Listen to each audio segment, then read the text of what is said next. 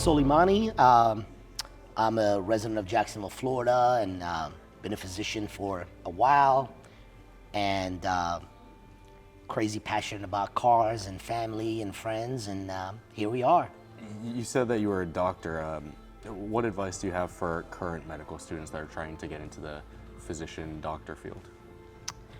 It's a different landscape today than it was in 2000 when I got my MD. There's a lot of managed groups that control doctors and so on.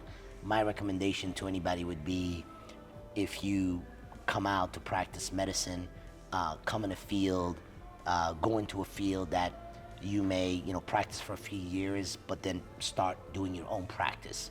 If you go into a specialty that you need to be part of a hospital, part of a larger group, you're always going to be in a rat race, and the powers to be, someone with an MBA is going to be running your life and telling you what to do as a doctor. Yeah. So that's my best advice. Got it. So you went to school to be a doctor, and then you ultimately opened Avicenna Medical Clinic. Correct. How many of those do you have now? Currently, we have 11 locations in North Florida, 5 others under construction. That's, wow. And it was you and your partner that started that? Dr. Modell, yes. Okay, yeah, that's very cool. And what are some of you said that you're passionate about cars. What are some of the favorite things about cars that you like, and what are some of the things about modern cars that you hate? So, honestly, the car things, and from a very younger age, part of it is that I don't think it's even the cars. I think it's the community and the friendships you develop and the alliances that you make with people that you may have not come across in a normal way. Some of the closest friends that I've developed over the last decade or two have come from the car world that maybe in another circumstance we would have never met. Mm-hmm.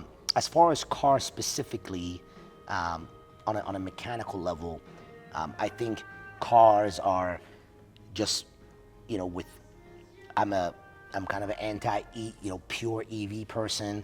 I like cars that have emotions. Mm-hmm. I like cars that,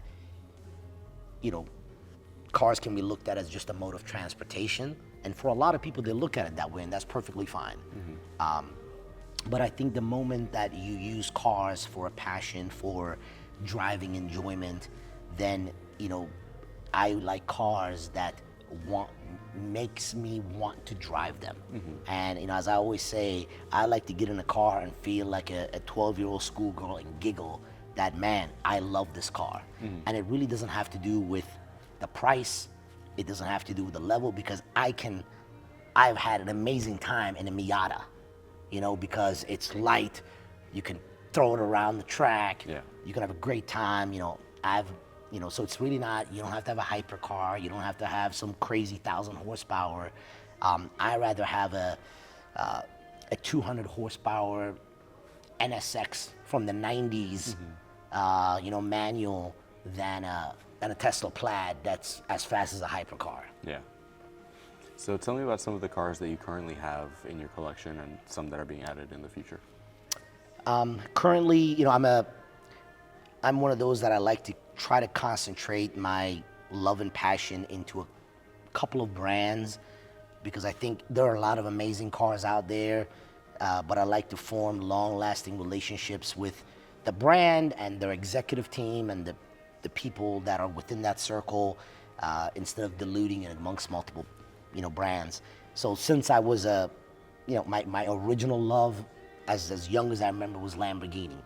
And I think, you're probably too young, but, even in the 80s, when I was, an adolescent, the same Countach picture that everyone had under the San Francisco Bridge, or the Lamborghini Alpine posters I had all over my room. So my love for, sports cars started with Lamborghini, and it's never, I think early on, you either love Ferrari or Lamborghini, and kind of once you're on that track, it kind of stays in that track. And for me, it's always been Lamborghini. I just love the story of Ferruccio Lamborghini. I love his, the fact that, Enzo pissed him off, and the whole reason that this manufacturer is around today is because Enzo rubbed him off the wrong way, and he's like, screw it, I'm gonna build my own. So I love that story, and cars have always been amazing, you know, from the Miura and up. Love them all. So my concentration of cars are into Lamborghinis. So, you know, I've owned many in the past, but I just recently sold my Murcielago SV, which I regret already. But currently I have an SVJ63 Roadster, a blue Saphius, you know, a one-off SVJ63 Roadster, which I absolutely love. I have a Huracan STO and a Rencio at Zanto, which is an amazing car. One of my favorite drivers, you know, feels kind of like putty in your hands. I have, I just took delivery of a, you know, Lamborghini Revuelto, Sterrato, and I also have a Pagani Huayra Tempesta Coupe, and I have a Pagani Utopia coming Q3 of next year, which is a manual. And it's paying homage to my Huayra, and Horacio was kind enough. My Huayra Coupe is chassis number 67 and VIN number 67, and Horacio was kind enough to give me the same matching number 67 in the Utopia. And so I'm gonna have essentially a matching pair. Even though they don't have identical spec, they both complement each other significantly. Yeah. And of course, last October, which has been nearly a year, I took delivery of my Bugatti Pure Sport, painted. It's the only Bugatti that's been painted in the Lamborghini color code in Arencio Atlas. Did a completely one-off interior, and that's been an amazing car. And let's see, I have a Porsche Spyder RS coming, SCXX GT3 RS coming as well, and that's about it for now. Yeah. That's a lot of cars. And I have my daily's a Ford Raptor, which I love. So Yep. I'm not just into you know, hypercars. I generally like anything that burns gasoline. Fair enough. You know, I have a Mercedes GLC 63S Coupe. Just sold a Porsche 992 Turbo S, and my Rolls-Royce Wraith as well. Yeah. So you mentioned the Murcielago SV, and I know that that's like one of the, currently in the market, one of the most expensive Lamborghinis out there right now. What was it about that car compared to the SVJ that you just really loved, and the two differences between the two? It was just, it's raw. I mean, it was the finest version of the Murcielago series.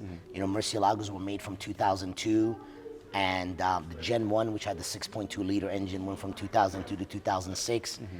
In 2007, it became the LP640 version. And the Murcielago SV, what a lot of people slept on that car, and I had the pleasure of having a sit down with Maurizio Reggiani, who's the chief technical engineer for Lamborghini for nearly 3 decades. And he told me that a lot of people thought that the Murcielago SV was just an LP640 with a body kit, you know, different bumper, diffuser, and they stuck a wing on it. And he's like, it could not be further from the truth. They spent so much time, you know, from suspension, tuning, chassis, even engine, aero, they did so much to that car that it's such a different car that in his opinion, it could have been its own model. He's like, unfortunately, when did this car debut?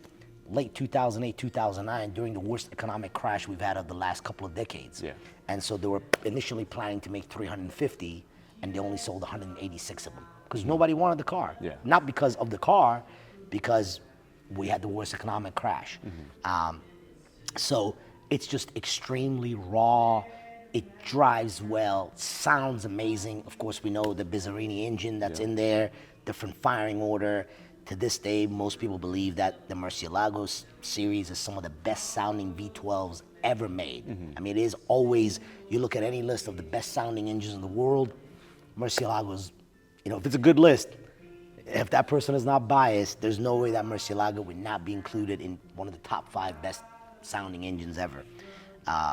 Amazing car, just an amazing car. But I had it for 6 years. I really enjoyed it. And with me, cars, the way I look at cars are like, you're like a custodian, especially very special cars. To me, like, you're a custodian that holds that car, you enjoy it, you use it, you show it off. I like to show it off. You know, I have huge relationship with kids where I give them rides for getting straight A's and so on. Like, I like to show the cars, have people enjoy them. And then after a few years, I think it's time to kind of pass it on as a custodian to the next group, to the next generation to enjoy that car instead of just hoarding everything. Right. So, but an amazing car. And as I was literally listing it, as I was selling it, I'm like, I know I'm going to regret this, and I already do. Yeah. So you have the Chiron Pure Sport. Can you tell me a little bit about that car? Yes, so the Pure Sport, it's the only numbered Chiron series, one of 60 that's actually numbered, not just because we know internally from production. Knowing the Bugatti executive team, their designers, and had many sit-downs with them, they explained to me how much that car is different compared to all the other Chirons. You have different transmission, different differential, complete different suspension, complete different aero, front diffuser, rear diffuser. You got the hollow wing, fixed wing instead of the hydraulic wing, negative 2.5 degree suspension all the way around. The gearing ratios are significantly shorter. So whereas for example, with Chiron Super Sport, stats show that you do 0 to 300 kilometers in about 13 and a half seconds. With the Bugatti Pure Sport, which mind you, 13 and a half second is blistering fast. As a comparison for people that want to know how fast it is, your typical Holy Trinity cars, like a LaFerrari 918, P1, they do 0 to 300 kilometers in about 19 to 20 seconds, depending on what publication you read, what the testing conditions are. Yeah. So imagine, as fast as those cars that do 19 to 20 seconds, 0 to 300 kilometers, the Super Sport does it in 13 and a half seconds. The Pure Sport does it in 12 seconds flat. Wow. So it's second and a half faster than the Super Sport. Yeah. Difference is because of the significantly shorter gearing ratios, it tops out at 217 miles an hour versus the Super Sport can do 250 plus. Right. I never had an interest in going 250, 60 miles an hour, and one of the reasons I never was really interested in Bugattis overall is because I didn't want to spend, multi-million dollars on a car that is super comfortable, and I'm never going to go 250 miles an hour. I have no death wish. I have kids, I have a family, and when I saw the Pure Sport, that it was designed as a driver's car, more aggressive, it literally looks crazy. If you put the Pure Sport next to any other Bugatti, it just looks like an angry person. It is direct kind of descendant of the Grand Vision Turismo concept car that they showed. If you literally look that car up and you look at the Pure Sport, you're like, now I can see why they look the same. Amazing car. And during the process of speccing that car, and I literally got the last allocation. 59 were sold, and when the 60th became available, they contacted me, and I took it. I wanted to make it special, and the first exotic car that I ever owned was a 2006 Lamborghini Murcielago that was painted in Orencio Atlas.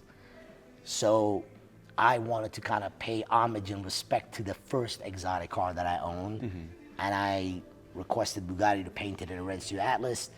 At first, they were kind of, we've never painted a Bugatti in a Lamborghini color code, because Bugatti makes a orange color called tangerine, Right. but it's a solid color. I wanted the pearlescent, Right. And in my opinion, maybe biased or not, but even though it's biased, it's true. I think Lamborghini has the best color palettes out of all car manufacturers, and especially the pearlescent or metallic ones are amazing. Yeah. And so I wanted to pay homage to the Orencio Atlas. And after some back and forth, we convinced them to do it. It took multiple, it was kind of exciting times, because I would get, FedEx packages with panels, because in the, decade and a half of Orencio Atlas being painted, Lamborghini internally had changed the formulation a little bit. Yeah. So Bugatti was very concerned that, what if we paint it and you think it's Orencio Atlas, but what you have in mind doesn't turn out to be? But they were amazingly, first class in, that would FedEx me a package, and it would have 3 panels there in 3 different formulations of Orencio Atlas, and I would call my buddies, look at it in the sun, and say, okay, I like this one, but can we work on it? And they would send me another package with, make some changes. So we got the paint down, and with the Pure Sport, one of the options, you could choose the pure sport interior. Yeah. And to do the pure sport interior, what you got with that was, all Alcantara door cards and, Alcantara center console and a bunch of different things. And if you did the pure sport interior, which mind you was nearly $250,000 in options, it was only available in blue, red, I believe, silver and black. If you had any other color and you wanted to match the interior, all you could do was just a leather interior. I was not happy about that, and I wanted to have the pure sport interior. So I said, no, listen, I need orange Alcantara. And they're like, we don't have it. And of course, Bugatti, they're like, hey, listen, we need, for us to do this, we have to get Alcantara that meets our standards and quality. I'm like, that's great, you go and do that. So again, they were gracious enough, they did that, and they found, matching Alcantara that matched the Orencio Atlas, that met the quality expectations of Bugatti, and they did the Bugatti pure sport interior in orange Alcantara.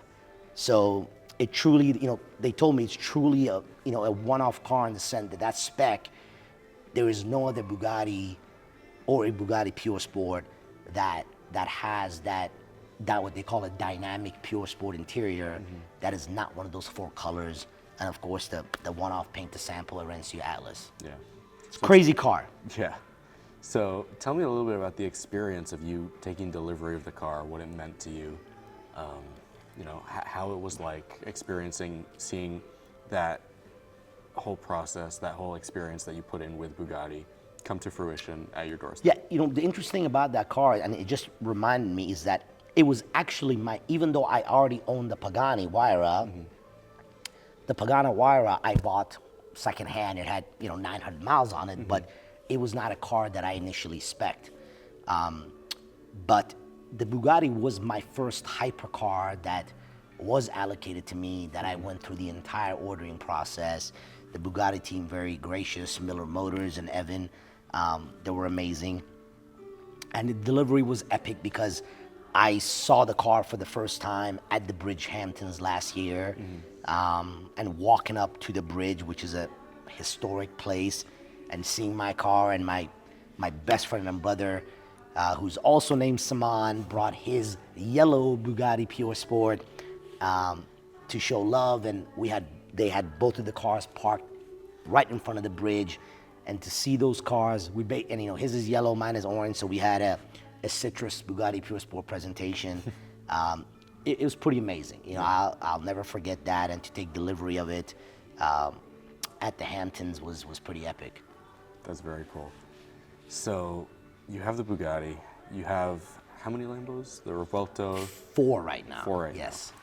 So you and me kind of spoke about this a little bit before, but the Revuelto, tell me what you think about the car. I love it.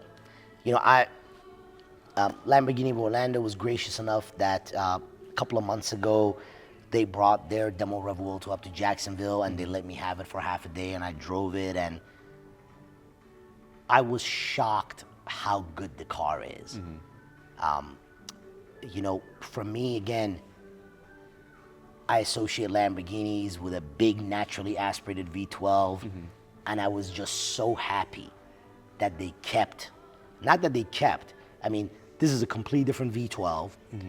It is not a derivative of the SVJ or previous Aventadors. It is an all in-house V12, revs to 9,500 RPM. It's for a V12 to rev to 9,500 RPM. That for a production car with full warranty and maintenance is pretty amazing. And but then to add the hybrid portion to boost it, to 1,000 horsepower, it rides extremely comfortable. With my SVJ, you're driving. The characteristics are different in a sense that it's a much more comfortable car to drive. You could literally daily the Revuelto. Yeah. It's that comfortable. And especially it has 2 suspension mode. There's no in between. It's soft, hard. Yeah. When you put it in soft, it rides as comfortable as a Mercedes GT car. Yeah. It's that comfortable. But then the moment you press down, it literally has Bugatti hypercar level acceleration for 700 grand. Yeah. You know, it's and to me the design language is amazing. The rear end is my favorite aspect of the car, and it's one of those that, you know, some people love it, some people hate it. And listen, I don't think all cars are meant for everybody. You know, I think anyone that wants to make something that's going to appease 100% of people is just going to fail, because you're not, because the car is already sold out for the next 3 years. So it almost is irrelevant whether some random person likes it or not. Whether you like it or not, great, you're not getting it anyways. Exactly. You know, the people that love it put their orders in. Car sold out through 2027 currently. Yeah.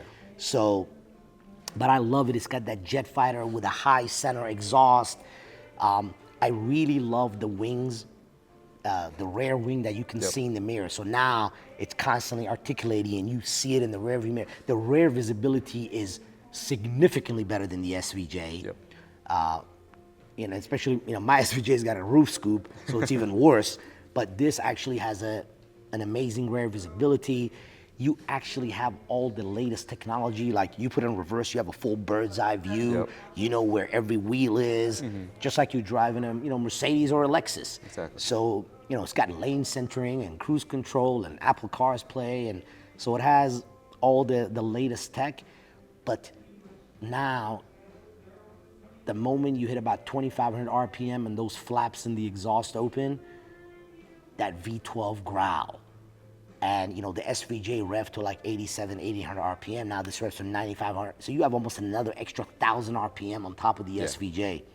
I'm sure you've heard some of the clips from, you know, Secret Weapon and Gintani on the exhaust. I mean, and the car sounds so good as it is. It does. With a stock exhaust. I can't wait at some point. I'm not going to do it now. But at some point, an exhaust has to happen. This is obviously just a placeholder. Yeah. You know, they're going to come out with the SV and the Roadster. You know, this is going to be basically sold and replaced until I have essentially the SVJ63 version of this car, whenever that is down the road. Yeah. But in the meanwhile, I'm going to enjoy it and show it off to everybody that wants to see it and go from there. Yeah, and I agree with you. I remember that when you got the test car from Lamborghini Orlando, I had actually texted you and I was like, what do you think about the car? You know, I'm a little bit skeptical about it, but recently I was able to drive one, and I think almost immediately after driving it, I texted you again, and I'm just like, okay, I agree with you now, 100%. The car just feels amazing. I've said it before. I think it's probably the best Lamborghini that I've driven. Yeah, ever. it's pretty. They dialed it in. Yeah. Right. They spent a lot of time. The handling is impeccable. You know, now you have all the torque vectoring. I mean, you take corners. Yeah. The front end is pretty amazing. The amount of, and mind you, you have to really kind of compare this car. And I've said the same thing to about the Temerario. Yep. You know, people look at the Temerario and they're like, well, look, the STO looked so much better. I'm like, you're comparing a first year base car to an end of a run of the most special version. Yeah. Compare that to a 2015 Huracan when it was kind of like very bland. Then you can see the difference. Same thing. To me, the Revuelto looks just amazing as a first-year car with no body, no aero, no wing, nothing crazy. Imagine when the more aggressive versions come down. Yeah. You know, and you know they're going to turn up that power. The next, you know, it's going to be 1,100, 1,200. Like, it's coming. Yeah. So I'm excited. And I think one of the most important things about like the Revuelto and the new Temerario that are coming out is that it's not an Aventador and it's not a Huracan. And that's something that I had to kind of remember going into the experience of driving the Revuelto. Again, you can't please everybody because if they just were too similar, then people would be like, man, you just rebodied this thing and called it a new car. Yeah. Right? So you would have dealt with those people. You know, if they would have just done another V10 Huracan and with a new body, then would have been like, you just did that. Yeah. Now they go that way, why is it so different? So you can't please everybody. But again, you know, I read the technology on that V8 twin turbo that revs to 10,000 plus RPM. So you may have not heard, I'm sure you haven't heard this, but again, knowing the people within, they told me that in the factory, they have revved that engine consistently past 11,000 RPM Wow. with no issues. Of course, for their first year, warranty, reliability, Yeah. they kept it at 10, but they're like, it's a bonkers engine. Yeah. Mind you, this is not borrowed from anywhere. This is not shared with any other Audi, VW, Porsche. Yeah. I mean, just think about it. A McLaren 765, which is a crazy fast car, it's a V8. It revs to like 7,500 RPM. Yeah. Imagine revving another 2,500 RPM after that Yeah. with a full warranty, service, not a car. I mean, I'm sure you've heard the fiasco like with Valkyrie, $500,000 service, and the car revs to 11,000 RPM. Yeah. So imagine your first year service, you suddenly have a $300,000 bill, but to have a car that is, 350, 400 grand, that revs to 10,000 RPM reliably, that is just huge props to the Lamborghini team. Yeah, I agree. They did not want to go soft on that. Yeah. So we kind of touched a little bit on why Lamborghini is that brand for you, but what is it about Ferrari or McLaren that doesn't really do it? Whew, this is we'll start with Ferrari. I think I'll say it from almost two angles. It's almost, if you've seen that interview from Jay Leno, where they're like, how come, Jay Leno has one of the largest car collections. Yeah. And they ask him, how come you don't want a Ferrari?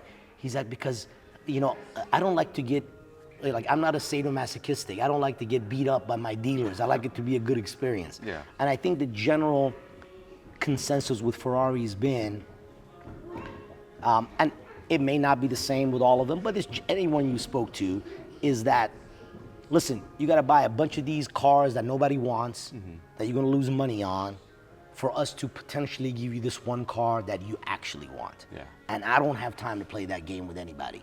It's my money, and when I get the love from these other brands, that I don't have to go through that game, that's one thing. Now, there are Ferraris that I love, but they're all older Ferraris. Yeah. F40, F50, 288 GTO, Speciale, Scud. Give me a Scud, give me a 16M. Yeah. Love those cars.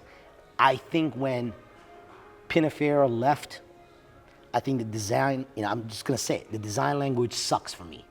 I hate the 296. I think it's ugly as heck. This 12 Cilindri, whatever they call it, looks like a Kia EV to me. Yeah. I don't care how you dress it up, it's ugly. I don't care how fast it is, what engine it is just not an attractive car. The SF90, you already heard from your boy Steve, Yeah. Terrible car in my opinion. Yeah. I don't care, again, how fast it is. I think kind of what you were talking about in modern times, 10 years ago, 15 years ago, you compare quarter mile times and this and that, on this car is better. With the advent of the EV and how far they've come around, you almost have to take speed out of that equation. Yeah. Because if we bought cars, or if I bought cars based on just how fast they are, I was telling you, I would just buy a Plaid. Yeah. I would buy a Lucid Sapphire that is faster than my Bugatti Pure Sport for $200,000 instead of $5 million and call it a day. So now, speed no longer matters. It's about the emotions, and I've driven an SF90 multiple times, and it is just boring. Yeah. Fast, blistering fast. But again, so is a Tesla Plaid. Yeah. So, and that's the thing, is that I love the history of Ferrari. I love some of their older cars, and pretty much when they were naturally aspirated. Yeah. But all the modern ones like the Roma and 296 and SF90 and the Cilindri and God knows, just does not strike. And then again, literally someone told me is that, for the people that are within the Ferrari circle that actually do get, I won't mention, I know someone that in matter of 5 years bought 14 new Ferraris. Wow. Right? I'm talking every crap car that, 3 Romas for the family, you know, this car, that car, all in the hopes of getting a special car. And he's like, Doc, I couldn't even get an 812 Competizione. Because I'm like, hey, you must get a Daytona SP3, right? Yeah. Like, I love that car. Like, a modern one, a Daytona SP3. Yeah. Love it. Mwah, right? So this is to show that I'm not a Ferrari hater. It is how they run their business and some of their other models that are just, to me, are not. But I think they knocked it out of the park with the Daytona SP3. Yeah. So in my mind, this guy who painted his jet in a Corsa red to impress Ferrari and bought 14 Ferraris, and guess what? He's like, Daytona SP3, he chuckled. He's like, didn't even give me an 812 Competizione. That's crazy. So he was so mad, he paid to repaint his jet because he was very mad. And ended up selling most of his Ferraris and ended up giving a LaFerrari and I think an 812 GTS. But that's really the reason. With McLaren, different. The dealers are pretty amazing and I know some of them. Yeah. I think the cars are blistering fast. I mean, I've driven a 720, I've driven a 765, and they are bonkers.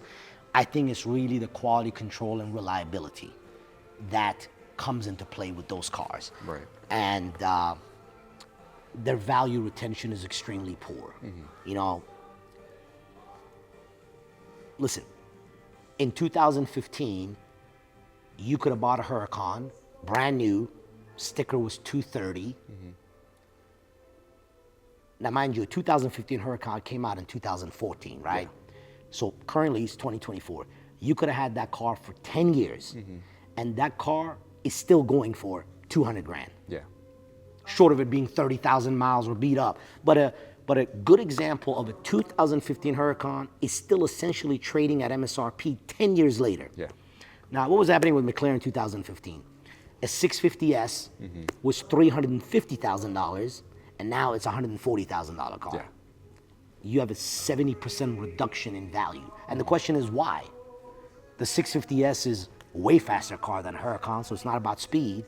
What it is, it's reliability. Right. When every time you drive the car, you're worried about something breaking, the Android system they have that controls the car is terrible. You see videos, just dash falling, trims falling off. It's just the reliability, I think, is the issue. I think they make beautiful cars. Their design language, I love. You don't know how many times I've almost pulled the trigger on a 765 Spider, and it still may happen. Yeah. Like, I love that car. Like, every time I see a 765, I'm like, God, that is a sexy so car. good. It's Yeah. a gorgeous car. But then, like, my reasonable side comes in and is like, man, you still kind of hear horror stories. And I think that's probably still the best version versus, let's say, 570 or 600 or, my God, the MP4, Yeah, exactly. I think they've improved, but you still hear horror stories. I know someone that dropped the transmission with 1,000 miles on it. I knew someone that blew their engine within a few thousand miles. Wow. So that's really my Ferrari and McLaren Got it. Yeah. situation. So, obviously, when you have cars like the Bugatti, the Pagani, those types of hypercars, you have people that are trying, manufacturers that are kind of up there as well. Sure. Like Koenigsegg, Hennessy, those types of companies. And I know we had discussed it a little bit before, but me personally, before I even got close to Agera up close, have always thought that Koenigsegg's were like the pinnacle of the hypercar. I love the Agera. I haven't gotten a chance to get up close to one yet, but my experience with the Agera when it was here, it completely blew it up for me. The doors wouldn't open when I tried to open them. The key would barely work. That one-speed transmission was just weird. Terrible, I hated terrible. it. The design is nice, but Love the cars look-wise. exactly. But there were just so many technical problems, and even while I was here, not even doing anything, the car broke multiple times as well. So I wanted to hear a little bit more about what it is about Koenigsegg. Yeah, I think, unfortunately, like, social media has made the exotic hypercar world small. You have a lot of, younger kids, whatever, that see these cars, and you know, they see the transformer doors opening, they'll see a publication that, oh, you know, Koenigsegg just did 0 to 300 kilometers in this time, and all those things are nice. But the reality of it is living with one. Right. You know, people, for example, the reason I love Lamborghini is that I know I'm gonna get in and that sucker is gonna start every time. I can drive from Jacksonville to Miami. I've done rallies long term. You can beat them up. You know, I give the example, like one of my first experiences, Lamborghini invited me to go to MSR Houston track. They brought 10 Huracans, 10 Aventadors, and for 8 hours a day, from 9 a.m. to 5 p.m., we beat these cars up around the track. There were unplated cars. They had Corsa stickers on the side, part of the Lamborghini, like Corsa team. And all the car had like 5,000 to 7,000 miles. And I asked them, I'm like, hey, are these like show cars or whatever? I was like, no, these are just for track. I'm like, all we do is we just change oil, put gas, and change tires. It's like all 7,000 miles you see, they live between 6,000 to 9,000 RPM. Wow. It's just, and you know, when you're driving your own car, you know, when you go a little fast and you do a couple of high-speed runs or turns, you know, you're looking at the gauges like, am I overheating? Did I leave the transmission on the asphalt back there? For 8 hours, we just jumped in from one car to another, and it was slam on the brake, turn, high-speed runs, literally bouncing off the limiter for 8 hours. There was not one check engine light, no car overheated, and it, like, the amount of abuse I put on any of the, or we collectively put on any of those cars individually, I have not put abuse on any of my car in the last 10 years total. I mean, it was 9 hours of abuse. And that literally gave me so much more confidence and respect for Lamborghini because they are really built to be driven. You know, and that's the other thing, like, you know, in, for example, the Ferrari world, man, like if a car has 5,000 miles, throw it away. You know, 10,000 miles, oh my God, that car, you might as well send it to the salvage yard. Just go on eBay. Huracans, 40,000 miles, 50,000 miles. I just saw a Huracan had 80,000 miles on it. Wow. Guy just drives it, just beats up on it, and it just goes. So with Koenigsegg, the issue is that, you know, Christian is a brilliant guy, but I think he's constantly trying to reinvent the wheel where it doesn't need to be. You know, when you're like, I'm gonna make an engine that doesn't have valves. Well, you know, like we've been making engines for 100 years that has valves. Like you're taking a big, and that's great that if you want to go that route, but when your customers become your R&D base is the problem. Right. You know, the Regera is just known within the small circle of people that either have owned them or have friends that have owned them. It's just a terrible car.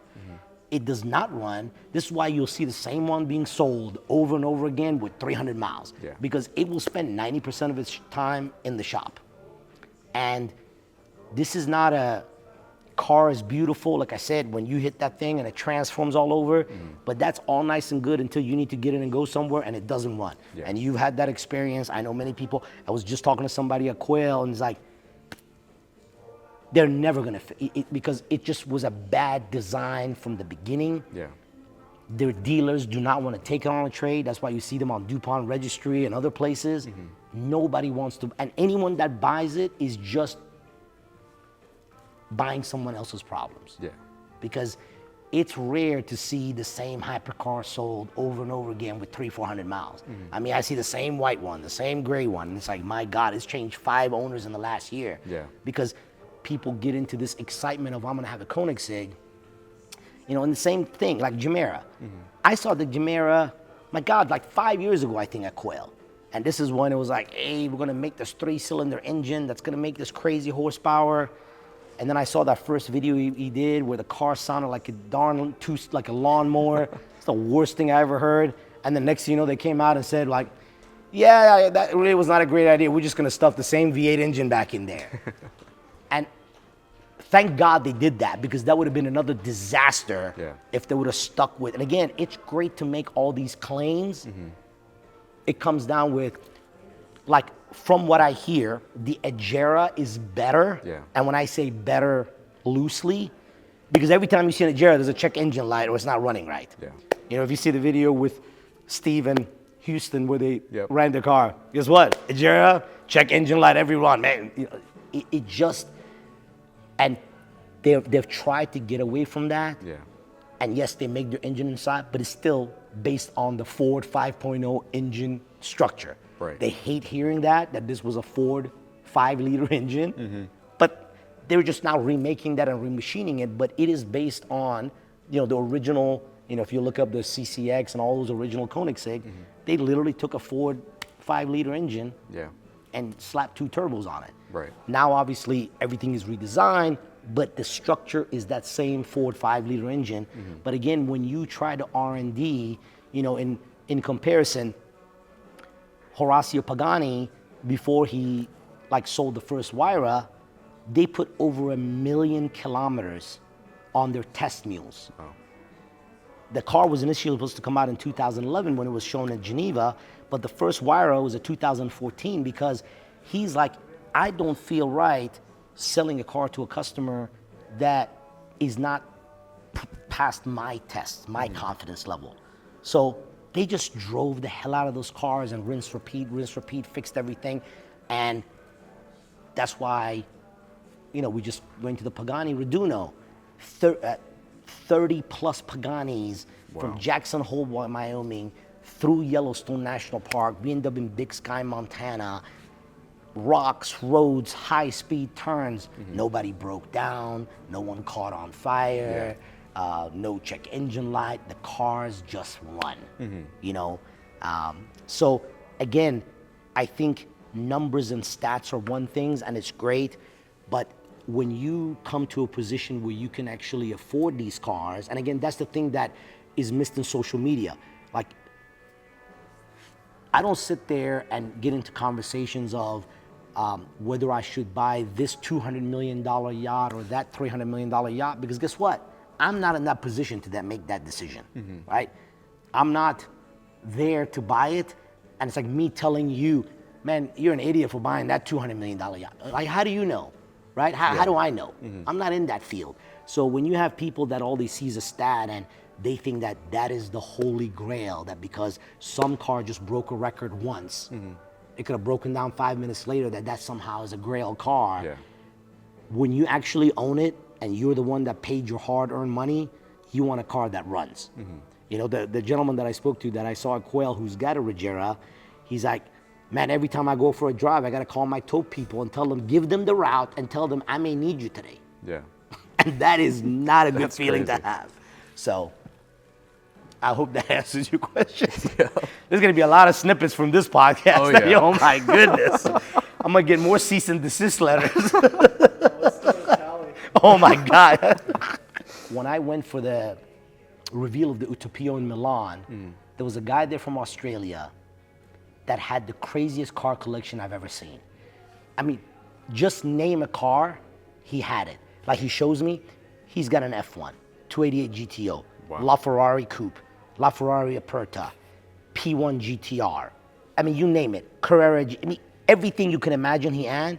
He's like, 7 years ago, I left a $500,000 deposit with my Pagani dealer. I'm like, keep it, call me. He's like, after 7 years, they called me and I just got the Utopia allocation. And he's like, I didn't even get the coupe, I got the Roadster. And he was there to see the car. Yeah. The guy that owned everything waited 7 years to get his first allocation for a Pagani. Because when you make 99, it's not like you think of like, even LaFerrari, you know, they made 499 coupes. Yeah. 375 Apertas. This is just 99 coupes, 130. So it's as rare of a car as you get. Yeah. So to be able to get that allocation and not even owning a Pagani at the Yeah. time That's was amazing. pretty epic. Yeah. That's very cool. Yeah. So, you know, what happened was I was down in Miami to see Brett, Okay. and I'm like, Brett, I need a Pagani in my life. And I was talking to him about the Huayras. And he's like, and at the time we didn't even know what the name is. Yeah. Because it was just called the C10. Because the Zonda was internally code C8. Yeah. The Huayra was C9 and the Utopia was C10. Right. So he's like, you know about the new Pagani coming out? I'm like, no, what? What are you talking about? He's like, man, I've only seen sketches, but it's like a Zonda and a Huayra had a baby. Wow. That was definitely, I'm like, what do you mean a Zonda and a Huayra had a baby? He's like, yeah. He's like, do you want to meet the CEO and see if we can get you one? I'm like, absolutely. I go to Jacksonville. The following week he calls me and he says, can you come down next weekend? Michael Stoskin, who's the CEO of Pagani North America, wants to meet you. Me and my wife fly down. We meet him at Prestige. He goes through the presentation of the car, and he'd already seen like my social media. He's like, I see how passionate you are about cars with the kids, how you like to show off the cars. You give rides to kids for school and grades. And he's like, for you to basically secure this allocation, you have to leave a 300,000 euro deposit. And he's like, Doc, there is like one allocation left for the coupe. I'm going to, and Horacio makes these decisions, and I'm going to root for you. And there's like 4 other people that are in the game, but I'll let you know within a week. So I kind of left a little bit disappointed because I'm like, man, I did all this trip. And I'm like, I got all excited, and now we don't even know. Yeah. So I'm like, I'm going to be really disappointed. But he said, he's like, Horacio no longer wants some uber billionaire that buys this car, puts it away, that's never seen again. He loves people that drive the car, show the cars, and he wants to kind of come out of that, wants new blood in the family, essentially. Right. And so a week later, I got a call that my allocation was approved for a Utopia coupe. That's literally what happened. So then, mind you, I don't have a Huayra. Yeah. So a month later, Michael messages me, Doc, we're having a Pagani event in Miami. As a Pagani owner, we would love for you to come. So I'm excited. I drive my Rolls Royce. Me and my wife drive my Rolls Royce. We go to Miami. We're an event. It's 11 Paganis and me in a Rolls Royce. I have never felt more like a peasant driving a Rolls Royce. You typically drive a Rolls Royce. You're like, I'm driving a Rolls. I was like, I'm like, this is terrible. And so it was that weekend. I told Michael, I'm like, and mind you, we didn't even know what the name was. The car had not been shown. So this is 2021, 3 years ago. Yeah. And I'm not even getting my car until next year. Yeah. And they told me that the manuals will not come out until the end because my Utopia is a 7-speed manual. So I'm like, Michael, I kind of feel like a fake ass Pagani owner right now. There is no way I can wait 4 years to actually call myself a real Pagani owner. So I'm like, and they're so hospitable. I mean, I have to explain to you how amazing it truly is a family. Like, forget the cars. The Pagani family is truly a family. From Horacio, his wife Christine, 2 sons, Leonardo and Chris, and of course Michael, who's the CEO. They really do treat you like family. And I said, I'm kind of into the Pagani life now, and I guess I gotta buy a Huayra. Because I'm like, I kind of think I missed the Zonda boat, but I gotta buy a Huayra. And I'm like, for me, it's gotta be a coupe because it's the only time they're ever gonna make the gull-wing doors. Because as you know, with the Utopia, the gull-wing doors are gone. It's your standard butterfly doors. And so I started looking that weekend, and 10 days later, I bought my Huayra coupe. Wow. So I called Michael, and with, of course, Brett, from Prestige and Pagani in Miami helped. We did the delivery in Miami. And so when I took the delivery, Michael came, Chris came, at the time, Stefano, who's head of global sales. We all went and had dinner and kind of partied and celebrated the whole process. And I said, now I feel like a real Pagani owner. Yeah. So that's the crazy thing, that a lot of people think that I had the Huayra, and because of that, I got the Utopia allocation, but it was actually backwards. I got the Utopia allocation first, and then I'm like, there's no way I can wait 4 years to experience this. So that's how that happened. That's awesome. Wow. So you said that Pagani is like a family, and I know that you've mentioned that quite a bit with like the Raduno and all of those. I mean, when I got the Wyra, as you know, I have two boys. They're 7 and 5 now. 3 years ago in 21, my son, my oldest, was 4, and loved both of them. Love cars, and we're in the garage, and my son is like, he didn't even know much about Paganis. He knew all the other cars. He's like, Papa, what is this? I'm like, well, it's a Pagani, and he wanted to know. I'm like, well, it's named after actually the gentleman who made it, and his name is Horacio Pagani. And he's like, well, do you know him? I'm like, well, I've met him twice, but not personally.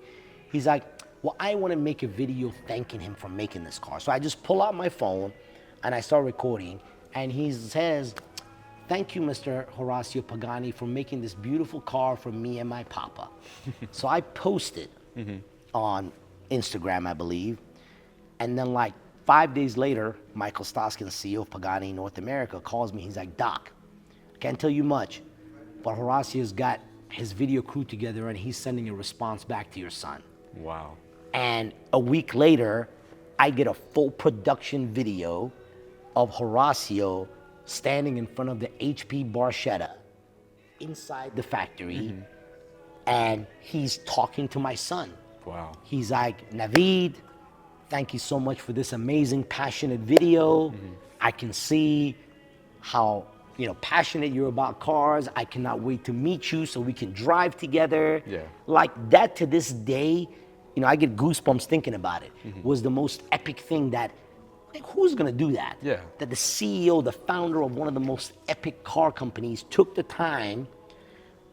And mind you, it wasn't even a new car that I bought from them, right? I bought it secondhand from somebody else. Yeah. But he made that connection because for him, all those cars are his babies. Right. I give you a simple example. At the last Raduno, we get up in the morning and all the cars are lined up, and it's before almost anyone is up. I look through the window, Horacio is out with a microfiber and he's wiping my car down.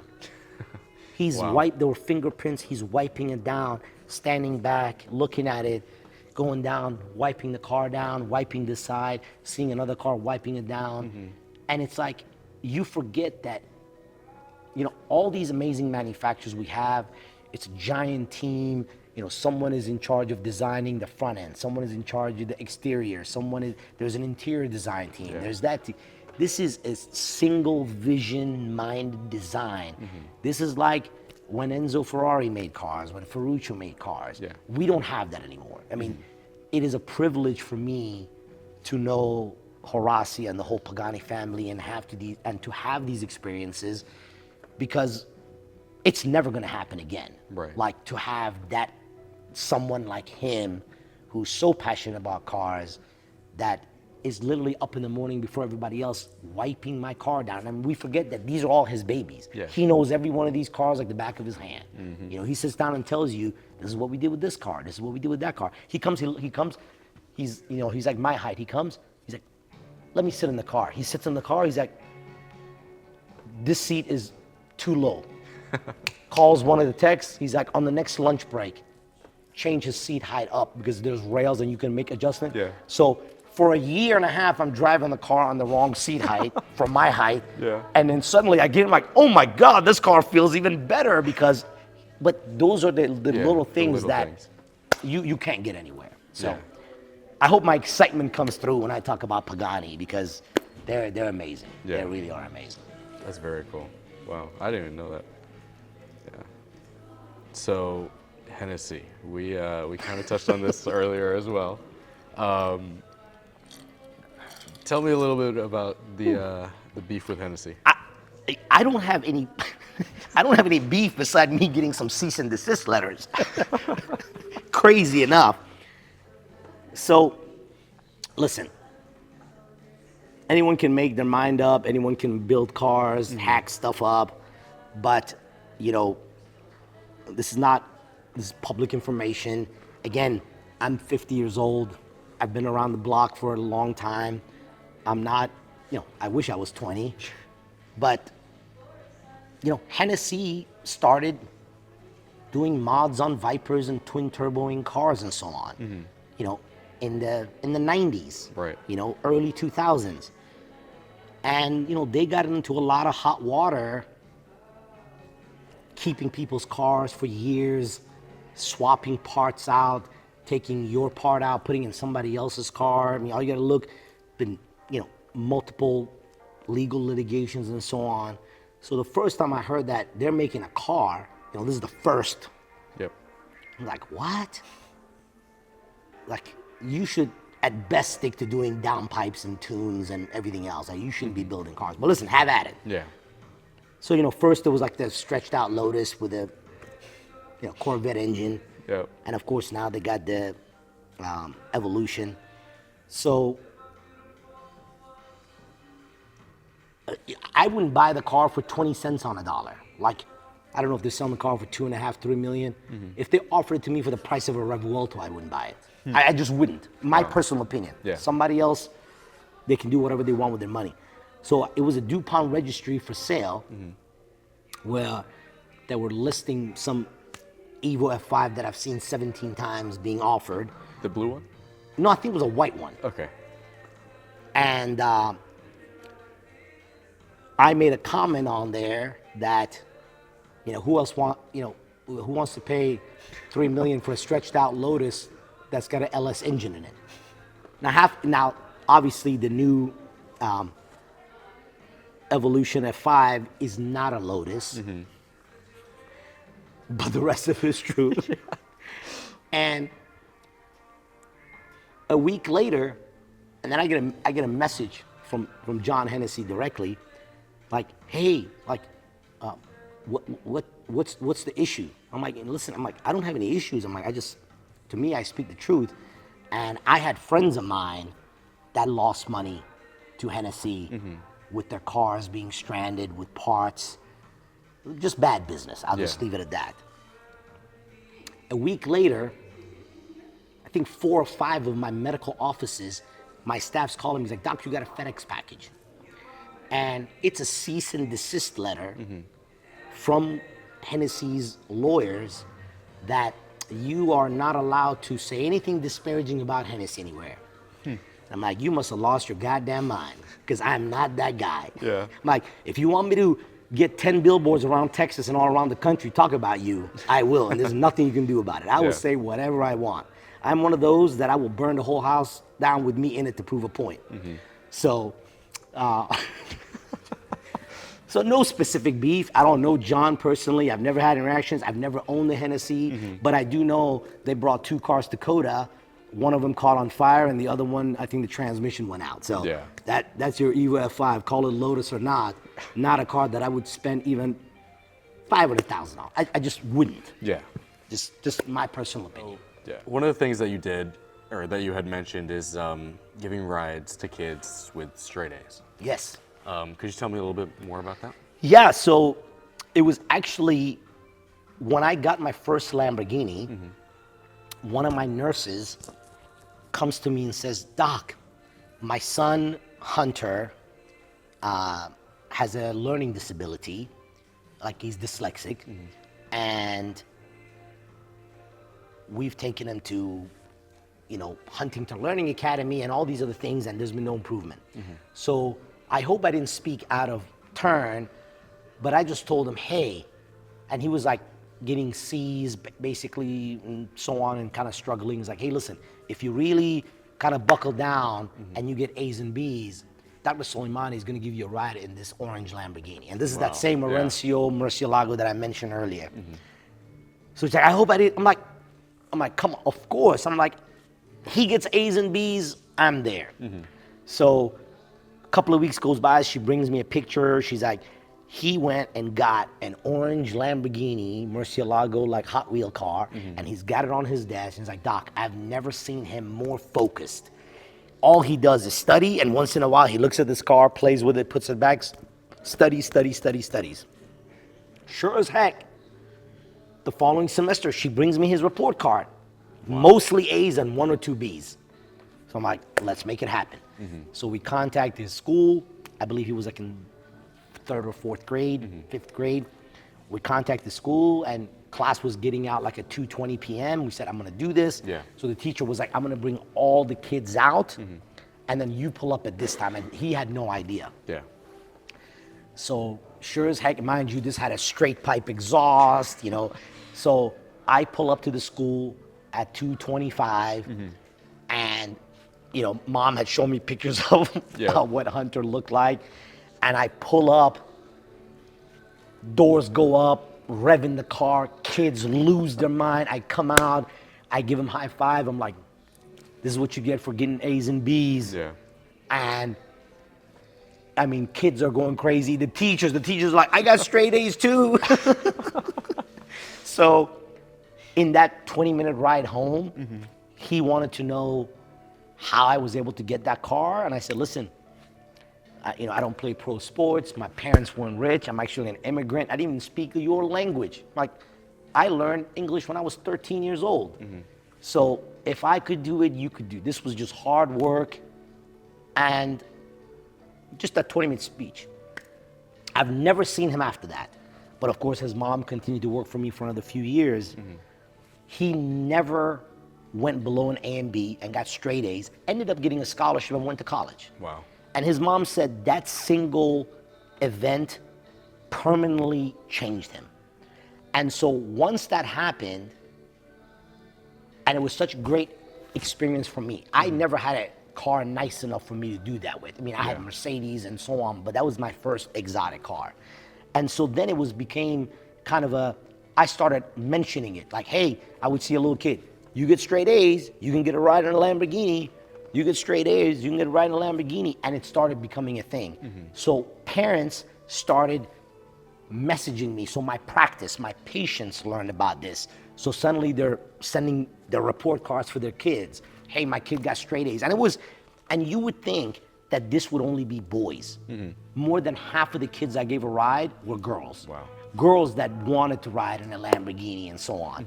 And so it was a regular thing. I must have done this so far for at least 80, 90 kids in the last 10, 12 years. And it's been from first grade to high school. I've taken kids to the prom, not to the prom, but dropped them off at the prom. I have taken them to the football game, dropped them off at the football game, school, the school dance, whatever the occasion has been the reward. And the message is always the same.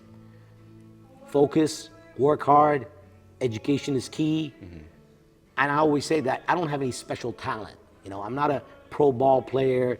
My parents aren't wealthy. I didn't hit the lottery. I didn't suddenly invent this app that I sold for $1 billion. It was just good old hard work and hustle and grind that's allowed me to do this. And it's one thing to kind of see it on TV, but when you have someone that's sitting next to you telling you that story, it resonates with kids.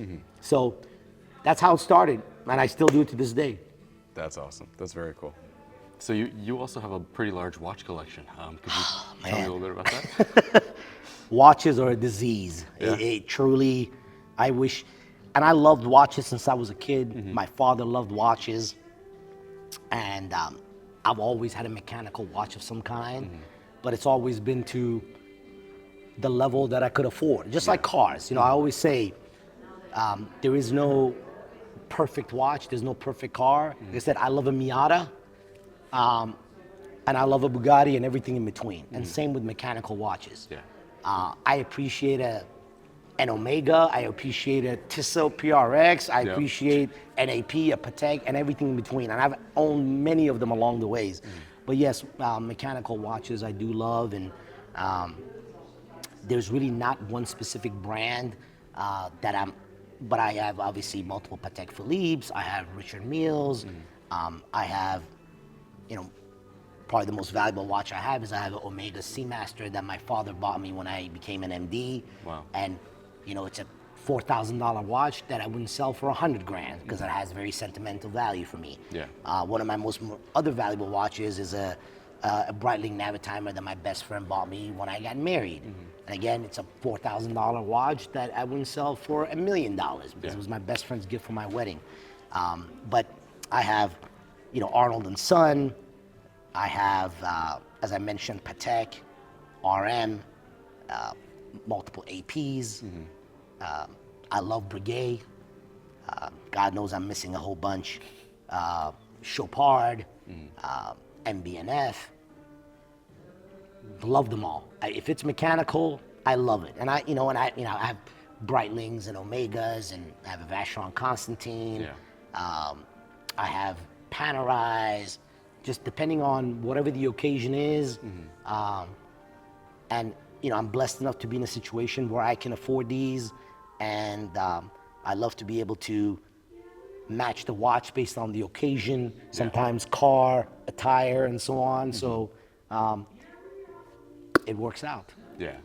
So what would you say is your favorite watch out of all of your collection? Oh man, that's literally like when people say, what's your favorite car? And as cliche as it is, like saying children, it's always like whatever I'm wearing at the time. Right. It's, there is really the idea, like, you'll see this term like, what is that one grail watch? It doesn't exist. Right. It does not exist. There is no watch. You may think that, and I've been through this, like, if I could just have that watch, I would not want anything else. And the moment you have that watch, 6 months later, you want another watch. Yeah. So the idea of a grail watch, I completely disagree with. And it's literally when people say, I'm like, what's your favorite watch? Is whatever I'm wearing at the time. Because I have multiple options, and that's what I decided to choose to wear. Yeah. For me, typically, the style of watches that I do like are watches that have a very interesting dial. Like, I do not like watches that are just a flat dial with a time. I like watches that are skeletonized, that have a visible tourbillon, or they have a visible balance wheel, they have a guilloche dial, something that is exciting. Now, once in a while, that I do want to look down and appreciate what I have on the wrist. And to me, the funniest thing I hear some of the celebs talk about is, well, why do you have this expensive watch? To remind me that my time is valuable. That's the biggest dumb shit I've ever heard in my lifetime. I heard, Kevin Hart say it, this person say it. That's the most cliche BS answer. Like, I wore this to remind myself how valuable my time is. If you have to have a watch to remind you, like, I know how valuable my time is if I don't even have a watch on. Yeah, exactly. If I had an Apple Watch, I would still know my time is valuable. So I think that's just the cop-out I was saying, because I could. Yeah. And at the end of the day, that's what it is. The reason Kevin Hart is wearing a $500,000 Patek is because he can. Yeah. It's not because he wants to remind himself how valuable his time is. Yeah. He knows how valuable his time is. A watch is not going to make you know how valuable time is. Right. So I'm never going to give you that BS cliche answer. I wear that watch because I can. Yeah. And I love it. Not because, and the way you know someone is a watch wearer, I'll wear a watch by myself in the house. Like, I get up in the morning, I love, and the reason I like a mechanical watch, I want to go and set the time. I want to wind it. I want to, it's like I don't have a detailer for any of my cars. I wash my own cars. I detail my own cars because they are my babies. Yeah. I want to, when I'm rubbing that car down, it's like rubbing down a beautiful woman. I mean, literally, like, it's like, now my Raptor gets washed by somebody else, but I want to wash my own Pagani. Yeah. I like to detail it myself. And the same thing, the reason I like a mechanical watch is, I only wear them a few hours at a time, and they always need to have I never set the date. I never, I have perpetual calendars. The calendars are never set. I like the watch for what it looks like. Yeah. And so I want to caress it. I want to fondle it in some way. And so I like to set the time. I like to wind it. And it just is a special, and I could be in the house by myself watching TV, and I like to put on a watch, and once in a while just look down, and sometimes I grab a loop, and I like to spend 5-10 minutes on just one corner of the back end of the watch and appreciate the gears. And it's pretty epic that these watches, Abraham Louis Breguet, made the tourbillon in 1801. Think about it. This is before CAD, before engineering, before softwares. He made a tourbillon watch in 1801. Yeah. Most people didn't have running water.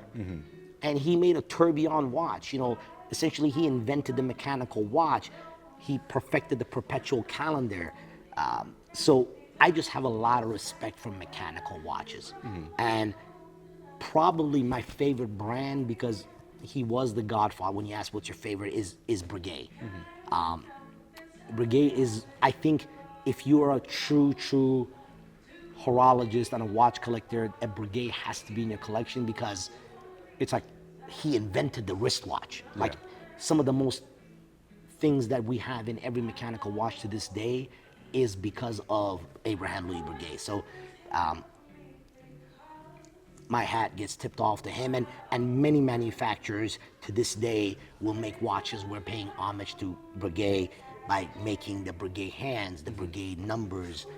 They still use the Breguet parachute shock system, and so many aspects of what Breguet does is still used in other manufacturers' watches. So that's a little bit about the watches. Yeah, I think that the common theme that I'm kind of picking up on is anything that's mechanical and that like you could see the precision, the artwork in the amount of It has to be engineering that goes interesting. into it. Like it has to be interesting. Yeah. I want to thank you, Of course. Soleymani, I for appreciate it, my man, once again. sitting down with me. Thank you talking so again. much. Thank you. Great seeing you again. Thank and, you. Absolutely. Anything you want to say as you part? No, man. Huge thanks. Shout out to Dylan. You have Master covered Media. so many of the cars, man. You are the man.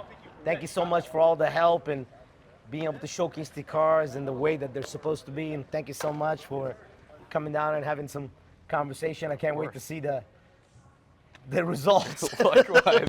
Likewise. I appreciate it, man. I appreciate Thank you it. so much. Thank you. Be good.